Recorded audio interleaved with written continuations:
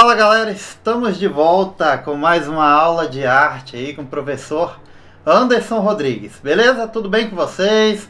E aí, tá gostando da nossa plataforma aí? Tá gostando dos vídeos, né? Assistindo as aulas direitinho de arte e também dos nossos outros professores aí, do nosso projeto Construindo Vencedores, né? Transformando vidas. Beleza? Show de bola, galera. Então vamos com mais uma aula de arte. Vamos agora, né, explorar outro tema aí que pertence à nossa idade média, tá? Você já assistiu os outros vídeos aí? Se não assistiu, vejam os outros vídeos, né? Tem arte na pré-história, tem arte modernismo, tem modernismo no Brasil, tem na Grécia, tem em Roma, tem no Egito. Então, dá uma olhadinha lá que já tem bastante coisa para vocês conferirem, beleza? Show de bola? Então, vamos para o tema da nossa aula de hoje. Olha só aí. Nada mais, nada menos do que o Barroco Europeu. É isso mesmo, galera, Barroco Europeu, beleza? Vamos ver e estudar quais foram as características, né, desse movimento aí, passando aqui, olha só, as características gerais, beleza? Lembrando que esse é um dos movimentos, né, que vai ter como premissa aí a Contra-Reforma, né, envolvendo, né, a igreja, tá? Vamos ver quais são os principais artistas aí, como ela se desenvolveu na pintura, como ela se desenvolveu na escultura e também na arquitetura, tá? Lembrando que esse vídeo aqui é um vídeo introdutório, depois eu vou trazer mais obras de artes para vocês, para a gente analisar dentro do Barroco Europeu, né? Lembrando que ele teve início ali na Itália, e aí a gente vai ver como ele se desenvolveu em outros países da Europa também na época, beleza? Show de bola? Então vamos nessa. A grandeza do Barroco, uma jornada artística e cultural. Prepare-se para explorar o Barroco, um movimento artístico que marcou a Europa entre os séculos XVI e XVIII. Descubra como a fé e o poder e a emoção se entrelaçaram para criar obras de arte espetaculares. Então vamos lá, vamos começar percebendo, né, a grandiosidade dessa igreja. Olha só, né, isso que nós temos aqui no meio chama-se uma cúpula, né? E aí imaginem vocês, né, na concepção, né, dessa obra, o projeto todo em si, né, o tempo que demorou para poder ser produzida essa obra de arte aí, que é a chamada arquitetura. E dentro dessa arquitetura nós temos algumas outras obras também, né, que é da escultura, né, temos pintura, toda a produção do Barroco aí está voltada, né, para a afirmação da fé, né, para a afirmação da Igreja Católica aí. Então, olha só, vamos observar mais um pouquinho aqui. Percebam essas pinturas aqui, né, que levam o espectador, né, quem estiver aí dentro dessa igreja, né, a imaginar como se estivesse, né, o teto da igreja se abrindo aí, né.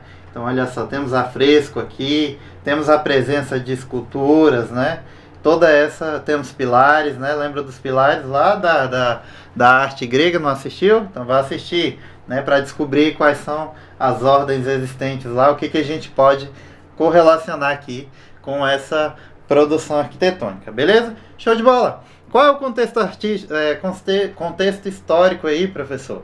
Uma era de transformação.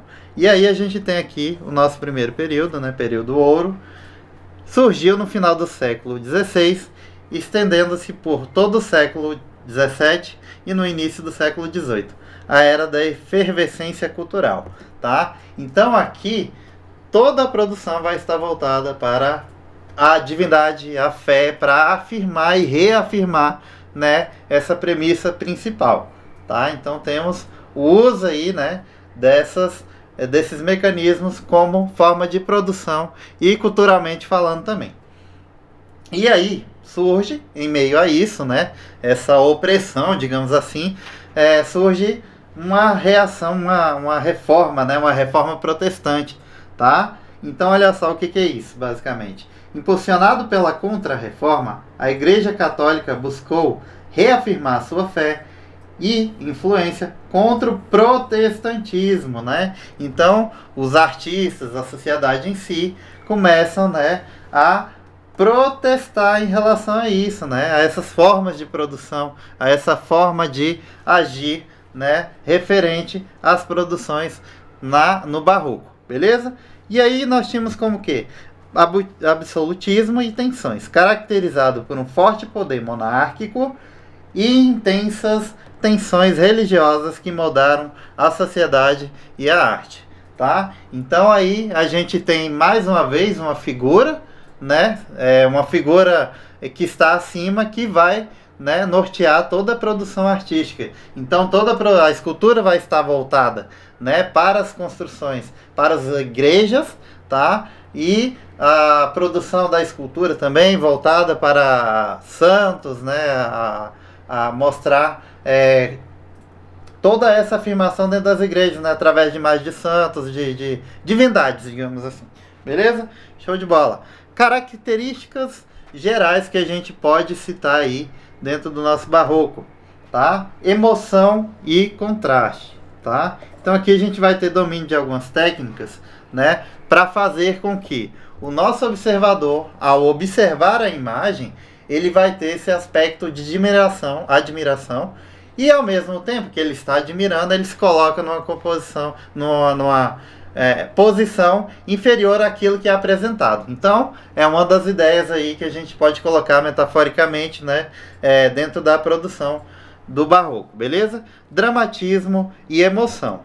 Obras com cenas intensas, movimentos expressivos, visando impactar profundamente o espectador. Então, a ideia era, vamos pegar essa galera pela emoção. Vamos pegar essa galera no ponto fraco, vamos manipular nesse sentido, vamos enviar as regras nesse sentido, para que se tenha um controle. Então, vendo tudo isso, né, por isso que houve essa contra-reforma, né, houve o protestantismo, na verdade. E aí, logo após, a igreja se movimentou para que, né, agora a gente vai se organizar para poder atrair esses fiéis novamente para dentro da igreja, tá? Outras características: contrastes fortes, uso magistral da luz e sombra, claro e escuro, realçando volumes e profundidades com maestria, tá? Então, essa forma de representação a gente vai perceber também lá no Renascimento Cultural, tá? Que é uma das premissas aí clássicas para poder dar a questão da emoção. Então, vou usar profundidade, vou usar uma composição onde eu leve o meu observador com o uso desse luz e sombra a uma dramatização forte, tá? Esse contraste forte que ele afirma aí. A gente vai ver uma imagem bem bacana que afirma isso, tá? Outra característica: realismo e detalhamento.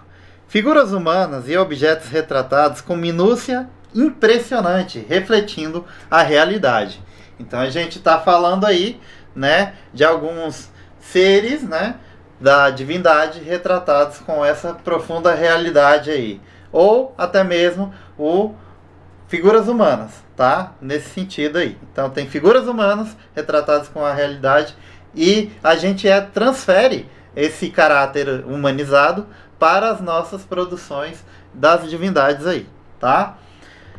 Grandiosidade e teatralidade. Igrejas, palácios e pinturas exibem riqueza decorativa e uma exuberância teatral. Então, quando a gente falar de barroco, a gente tem que lembrar que o excesso, a extravagância, tá? A exuberância. Dentro das igrejas a gente vai ter o excesso de decoração, uso de ouro, uso de pedras preciosas, tudo isso no sentido de reafirmar a fé, né? De atrair esses fiéis. Então, riqueza decorativa é algo marcante dentro dessa produção, tá bom? Espiritualidade profunda. Muitas obras buscavam tocar o fiel e reforçar a fé católica com expressividade.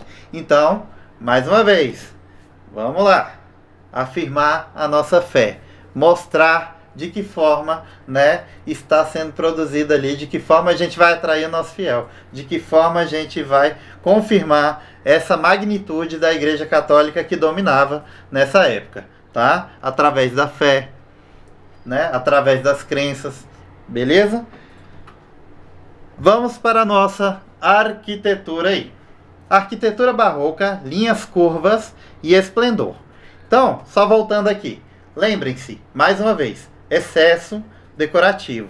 Então a gente vai ter uma construção, uma fachada bem decorada, que vai ter outras manifestações artísticas presentes nela para poder decorar a própria, né, catedrais, as basílicas e por aí vai. Tá? Então, elementos marcantes dentro da nossa produção aí. As construções barrocas se destacam por suas linhas curvas, plantas em elipse, fachadas ondulantes e cúpulas grandiosas que dominam o cenário. Então, eram feitos para engenharia, tá? Eram feitos para arquitetura. Bom, se eu estou querendo impressionar, então eu vou fazer uma construção, né, magnânima, onde eu tenho essa cúpula, né, que dá para ver de longe, aonde eu posso inserir objetos decorativos ali, tá? Artes decorativas. Riqueza interior. Interiores ricamente decorados com afrescos, tá? Aí volta aqui para vocês, tá? Esse afresco é uma das características que a gente tem que ter bem definido. Olha só, o afresco ele é uma técnica onde o artista ele vai preparar a parede, né, com uma camada de gesso úmida. E aí ele vai colocar tinta em cima dessa superfície. E aí vai se dar, né, a técnica do afresco, que é essa gesso úmido, onde ele faz a pintura. Qual que é a diferença de uma pintura tradicional? A diferença é que quando eu faço uma pintura com uma pintura acrílica, por exemplo, fica, né, uma camada, onde se eu fizer uma camada muito grossa, eu posso tirar essa película ali da frente. Já no afresco, essa tinta ela vai penetrar nesse gesso que está úmido. Então não é uma pintura somente superficial. Tanto é que historiadores, né, pesquisam, né, sobre isso para verificar o surgimento de alguns afrescos, né, devido a grandes construções que foram feitas por cima dela, né, reformas, por aí vai. Aí acaba-se arqueólogos, né, acabam descobrindo grandes afrescos aí, beleza? Então ficou bem claro isso daí, né? Pintura sobre um gesso úmido, beleza? Então são afrescos detalhados, esculturas expressivas e douramentos suntuosos, criando uma atmosfera de opulência. Ora, se eu estou querendo dominar, eu tenho que ter uma categoria, né? Um público, né, que está suscetível a isso.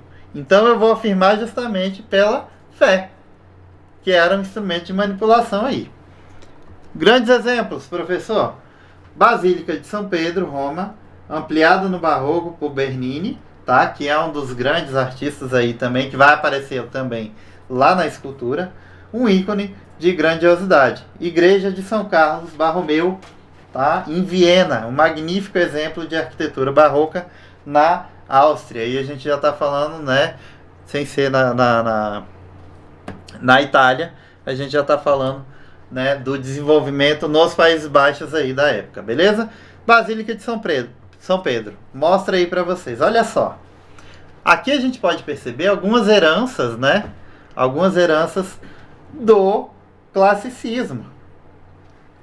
Como, por exemplo, se a gente for levar em consideração esse elemento aqui, a gente tem um frontão, tá? Que é muito parecido com os frontões ali da arte greco-romana, tá? O uso dessas pilastras aqui. E aí o que nós temos como inovação? Essa cúpula. Olha só o tamanho, né? Então assim, com certeza um feito, né, da arquitetura. Então gravem isso daí, tá? Basílica de São Pedro. No próximo slide eu vou trazer mais exemplos pra gente aí, tá? Pra gente poder ilustrar. Isso aí seria uma aula introdutória, na verdade, sobre o barroco europeu, tá? Depois a gente vai desenvolver também o barroco no Brasil. Vamos descobrir como é que foi, né, esse desenvolvimento no Brasil. Beleza? Pintura barroca. E aí a gente fala sobre algumas características dessa pintura barroca. Luz, sombra, movimento, tá? Então a gente vai perceber aí na pintura que eles têm um tratamento bem delicado em relação às produções, os drapeados das roupas, a captação do movimento, né, na sua pintura ali, e também a questão da luz e sombra visando trazer emoção para a nossa produção, tá? Tenebrismo, uso de contraste violento entre luz e sombra, técnica imortalizada por Caravaggio. Caravaggio é um dos artistas expoentes aí na produção artística barroca europeia, tá? Composições dinâmicas, preferência por composições diagonais e cenas em movimento que dão vida às telas. Então eu não vou ter uma imagem na minha produção artística em que ela não me sugere um dinamismo. Isso a gente vai ver numa obra aqui que eu já vou mostrar para vocês, tá? Cores vibrantes. Uso de cores ricas e profundas que realçam a intensidade dessas emoções. Então, associado, né, a esse dinamismo, a essa composição dinâmica, a essa iluminação dinâmica, eu tenho essas cores vibrantes que vão fazer o nosso espectador aí, o nosso observador, né, se deparar com um feixe de emoções aí diante da produção artística. E aí vamos falar um pouquinho desses mestres aí da pintura barroca, tá? Ícones de uma era. Então, como eu falei para vocês aqui, Caravaggio, na Itália, né? Ele traz como característica bem forte esse realismo dramático, com luz e sombra intensas, revolucionando a pintura da época, tá? Uma vez que, né, era preciso prender a atenção do nosso observador, tá? Que estava ali diante de uma obra, de uma divindade, né? Representando uma fé, né? Tudo no intuito de afirmar e reafirmar, tá? Quais outros artistas nós temos aí? Peter Paul Rubens, Flanders, tá? É uma das obras de arte aí que a gente pode ver, que eu vou trazer para vocês numa próxima aula, tá? Cenas dinâmicas com corpos musculosos, cores vibrantes e cheia de energia, tá? Então, mais uma vez, né, o desenvolvimento aí da arte, ele vai trazendo, né, todo o máximo de detalhes possíveis na representação. Então, esse fato de apresentar, né, a questão dos músculos ali, né, na produção artística, é um feito, né, é mais uma forma de eu atrair, né, o observador para as obras de arte, no sentido de veneração, no sentido de admiração. Em contrapartida, né, a questão do controle ali também, tá? Cultural falando. Diego Velázquez, Espanha. Retratos da corte, cenas cotidianas com profundidade psicológica, capturando a alma humana, tá? E aí a gente tem uma obra dele chamada As Meninas. Como eu falei, vou trazer para vocês numa próxima aula, onde ele representa, né, justamente cenas cotidianas. Mas de quem? Da corte. Olha só. Então nós temos, né, aqui no barroco italiano, a questão da fé, a questão da igreja dominante. Já aqui, né, no barroco espanhol, a gente tem quem dominando? A corte. Então, eles vão fazer o quê?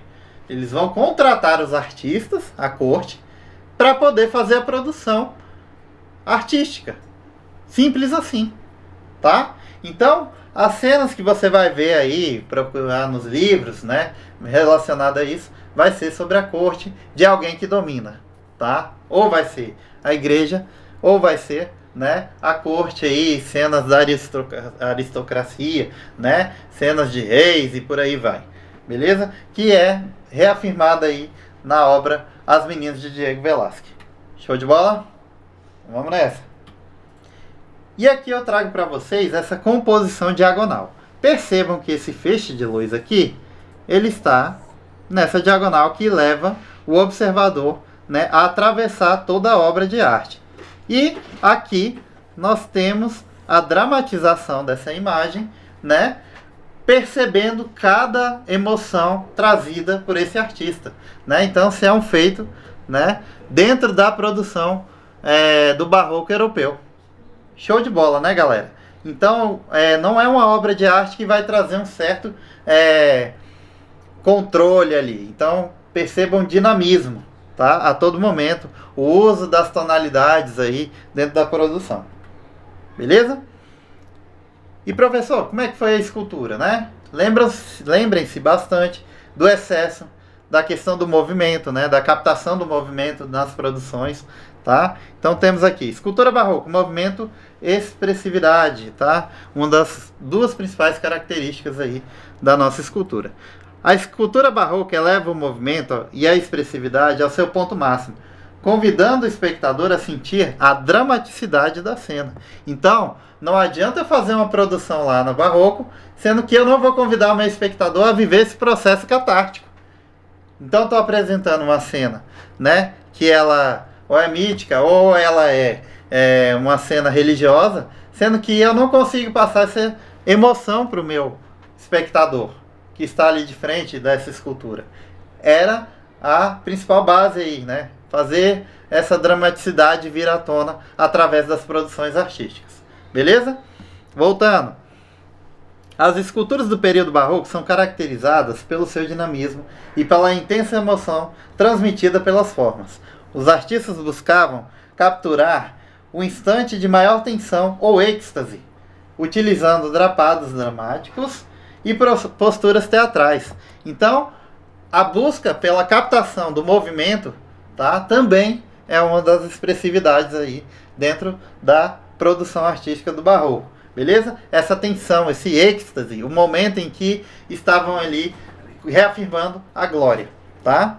E aí a gente tem como exemplo, né, o Jean Lorenzo Bernini, que é um dos artistas bastante expressivos aí dentro da arte barroca, tá? Além da arquitetura, ele se manifestou aqui nas esculturas. Um dos maiores nomes de Bernini chegou à obra como o famoso Êxtase de Santa Teresa, que parece flutuar e expressar uma profundidade, uma profunda experiência espiritual. Suas obras em mármore ganham vida com a luz, tá? Então, mais uma vez, reafirmando aquilo, né, da questão da emoção, a questão do movimento, tá? E aí a gente mostra aqui o Êxtase de Santa Teresa, tá? Percebam mais uma vez aqui o uso da iluminação. Olha o drapeado dessa roupa, olha a expressão facial. Tudo isso afirma, tá, essas características que a gente já citou aqui dentro da nossa produção artística. Beleza? E aí, como eu falei para vocês, né, o barroco surgiu na Itália e aí ele foi se difundindo por outros países, tá? Então vamos colocar aqui pra gente a difusão do barroco pela Europa. França, o mais clássico e contido, exemplificado pelo Palácio de Versalhes, de Luís XIV, tá? Então temos um período aqui que é clássico, tá? Onde surge toda a questão dos estudos aí sobre o barroco. Um período que é religioso, na Espanha e Portugal, profundamente religioso e emocional, com forte influência nas colônias, incluindo o Brasil, tá? E aí, essa questão do Brasil, barroco no Brasil, a gente vai explanar depois para vocês em um outro vídeo, tá? Que será barroco no Brasil. A gente vai explicar um pouquinho mais, né? Volta a falar sobre como que foi essa manifestação no Brasil, de que forma ela se deu, quais artistas, características e por aí vai, tá? E nós temos aqui o período contido, né? Países Baixos assumiu formas mais contidas, com foco no retratismo e pintores dos gêneros, né? Pintores de gênero. Rembrandt, tá? É um dos artistas que traz exalta essas questões contidas, né? Esse retratismo, né? Então ele vai colocar personagens aí na sua produção artística, tá? Qual que é o espírito do barroco, né? Impacto e dualidade. Então nós temos o impacto sensorial aí, né? De que forma essa arte ela vai impactar na vida da pessoa ali, né? No caso, na época. A fé e a teatralidade, né? Então tudo estava voltado para essa concepção aí. Luz e trevas, né? E a razão, né? A briga pela razão e a emoção. O espírito do barroco busca incessantemente pelo impacto sensorial e espiritual, uma fusão complexa de fé, poder e teatralidade.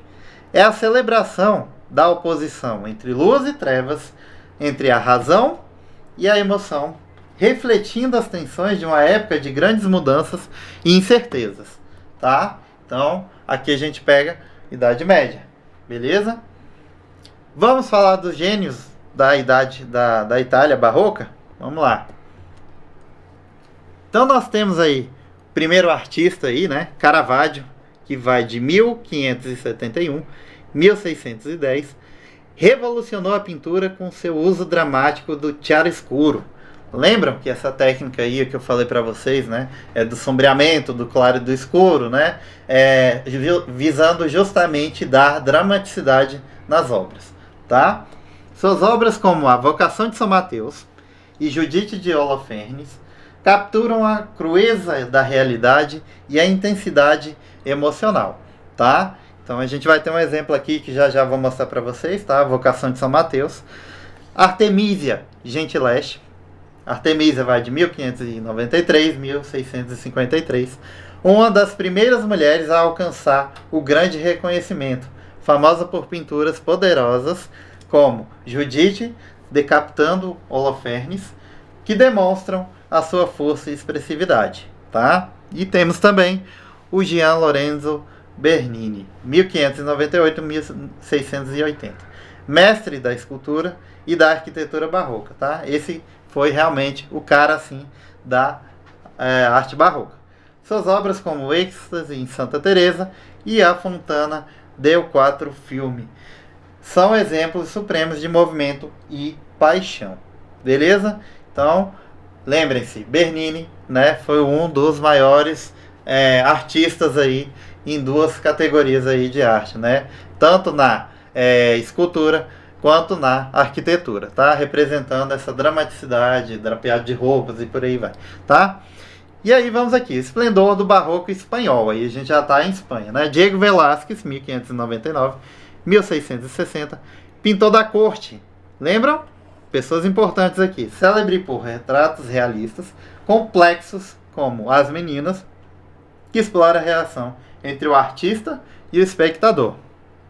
Temos também Francisco de Zurbarán, 1598 a 1664, conhecido por suas obras religiosas de profundo realismo e simplicidade, como São Serapião, de Agnus Dei, que evocam contemplação e espiritualidade.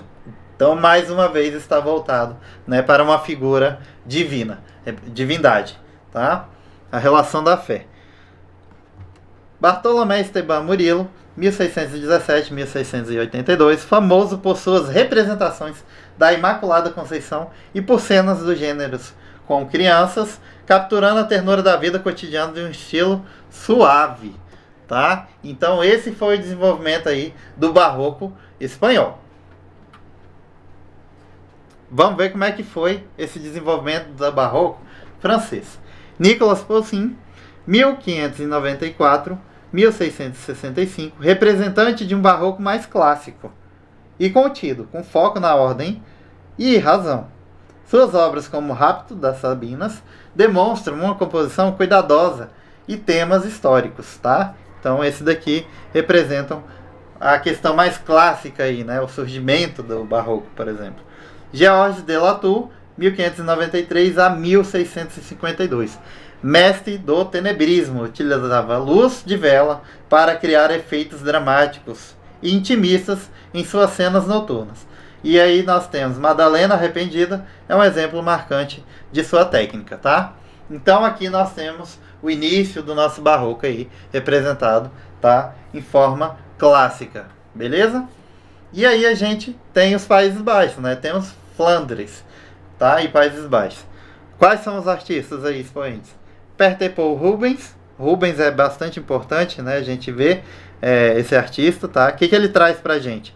Conhecido por suas pinturas grandiosas e exuberantes, repletas de movimento e cor e sensualidade. O Julgamento de Paris exemplifica seu estilo dinâmico e expressivo, tá?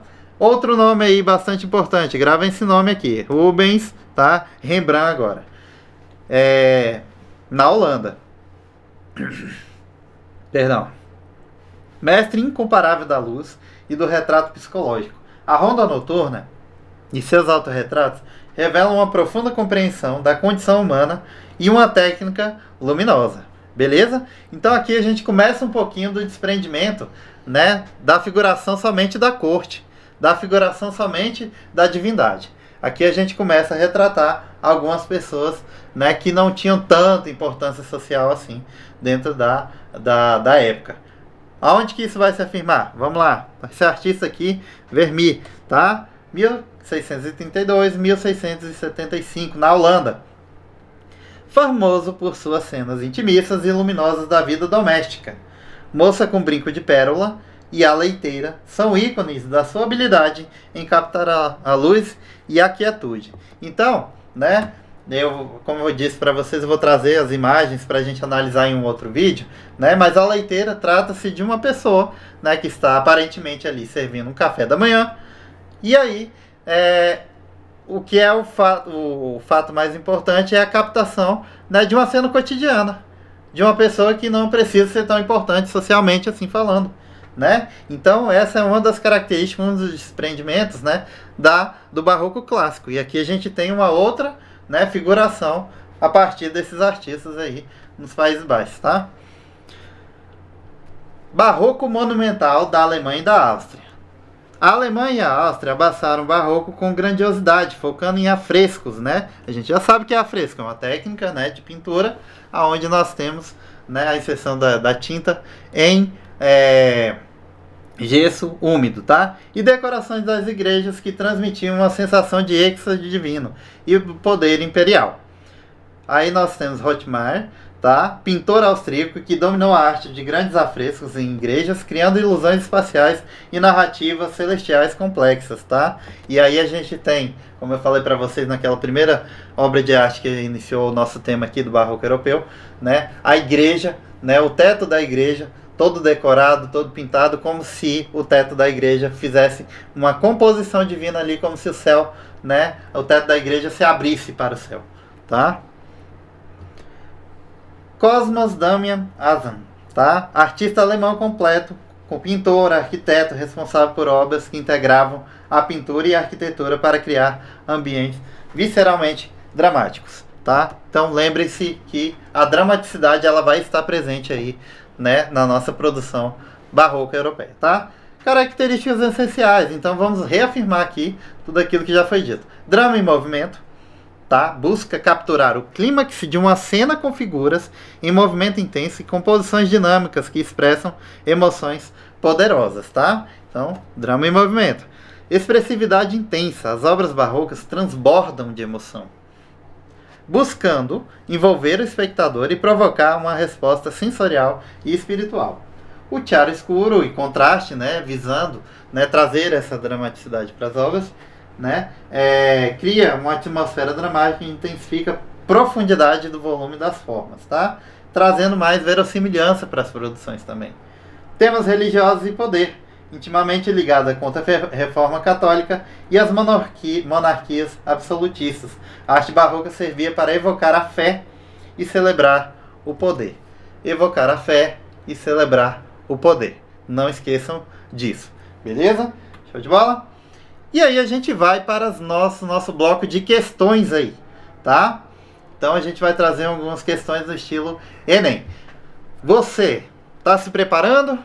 Tá assistindo as aulas direitinho? Ficou com alguma dúvida? Volta um pouquinho o vídeo, tá? E bota aí nos comentários o que você tá achando aí das aulas. Beleza? Show de bola? Então vamos lá. Essa é um tipo de questão interpretativa, né? O barroco foi um movimento artístico e cultural que se desenvolveu na Europa entre os séculos XVI e os séculos XVIII. É caracterizado por o quê, galera? Valorização da simplicidade, equilíbrio e harmonia com forte influência no racionalismo? Não, tá? Muito pelo contrário, né? Lembram-se das questões onde tem o ornamento, né? O exagero, que é justamente a nossa letra B aqui, ó. Exagero nos ornamentos, contrastes de luz e sombra e busca por efeitos dramáticos e emocionais, tá? Então essa é a principal característica aí tá? Do nosso barroco, desenvolvido nesses séculos aqui, ó. Tá? Então, aqui, ó, rigidez formal e uso restrito de cores, priorizando desenho sobre pintura. Não, está errado. Recusa a representação religiosa. Já está errado, recusa. Lembrem-se daquelas palavras, né, que eu falei para vocês. Então, se ele começa com uma afirmativa, né, se ele fala de uma forma, né, negativa, então provavelmente essa questão aí não vai estar correta, tá? Recusa a representação religiosa. É muito pelo contrário, né? Tem a afirmação religiosa a todo momento, tá? Sendo que esse é um dos movedores aí, beleza? Então, exagero nos ornamentos, contraste de luz e sombra e busca por efeitos dramáticos, beleza? É a letra B. E aí a gente tem uma questão agora que vai focar nos nossos artistas do barroco, tá? Assinale a alternativa que todos os artistas pertencem ao barroco europeu, tá? Tem que ser todos. Vamos lá. Caravaggio, Rubens e Bernini. Então essa aqui tá certa, né? Tá certinho, tá?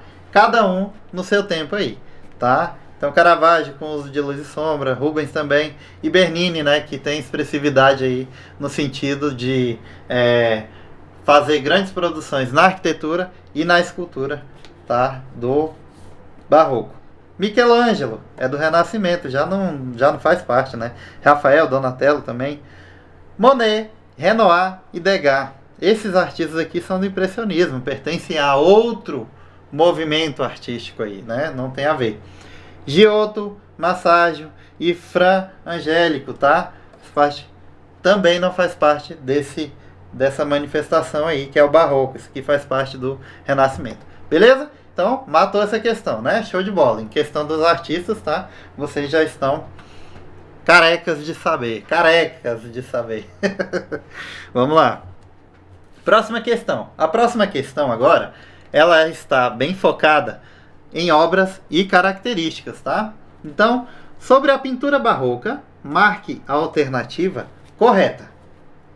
É marcada pelo uso de claroscuro, explorando fortes contrastes de luz e sombra? Sim, tá?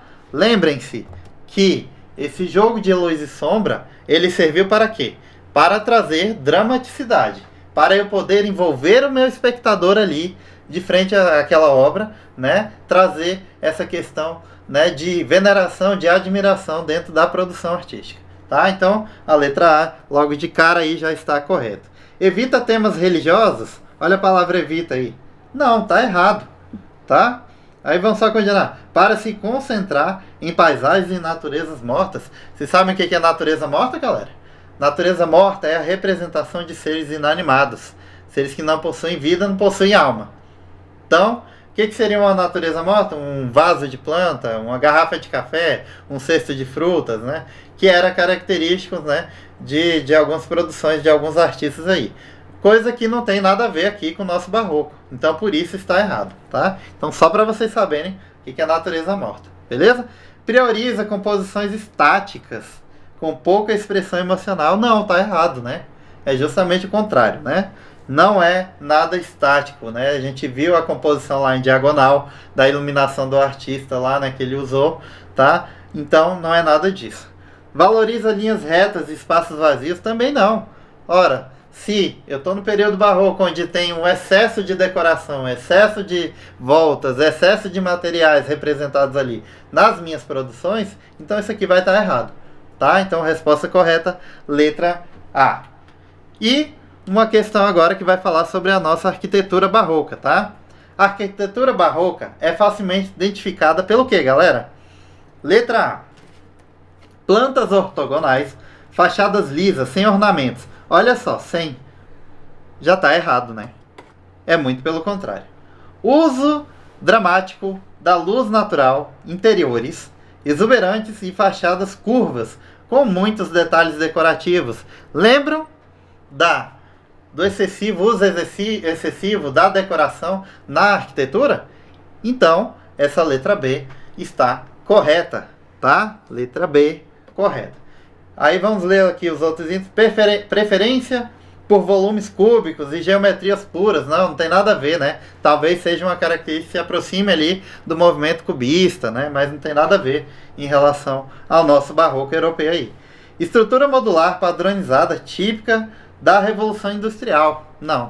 Também não tem nada a ver. Escultura modular é uma concepção, né, de arquitetura contemporânea.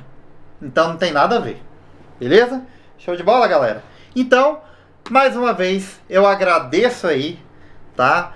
A presença de vocês assistindo aí, tá? Vai assistindo com carinho. Se precisar dar uma pausa, dá uma pausa. Vai assistindo todos os períodos, organiza aí, né? A gente vai colocar o material lá para você organizar seu estudo, né? Uma ementa aí toda do Enem voltada para as artes visuais, para que você tenha sucesso, né? Para que você seja aprovado aí no Enem e os melhores vestibulares aí. Beleza, galera? Obrigado, até a próxima. Tchau, tchau.